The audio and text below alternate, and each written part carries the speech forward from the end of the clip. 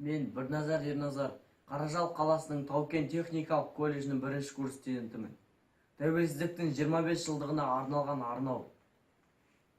Қайран елім, қазағым, ұлы далам, елі үшін жанын қиды талай бабам, қалды бізге аманат боп ұлы дала, өр намысты Кенесары Абылайдан, Исатай Махамбет Кенесары, аман келді сырымдардың аманаты, тәуелсіздік, егемендік, азаттық қой, ел үшін деп бес арысын жанын қиды.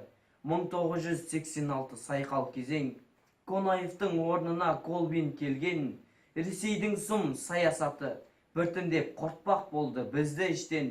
Қайыспады Сабира қайраттарың, көтерді тәуелсіздік ақ жалауын, студенттер шықталанға көтеріліп, міне қазір егеменбіз қарашәні, қанша ақын жазушылар жанын қиды. Ел үшін деп қанша батыр көтерілді, сол еңбегі бүгінде еш қалмады, егемендік, тәуелсіздік таны атты.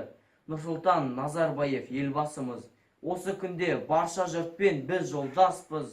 Тәуелсіздер құрмет қылар батырларға, қаза болған желтоқсанның ызғарында.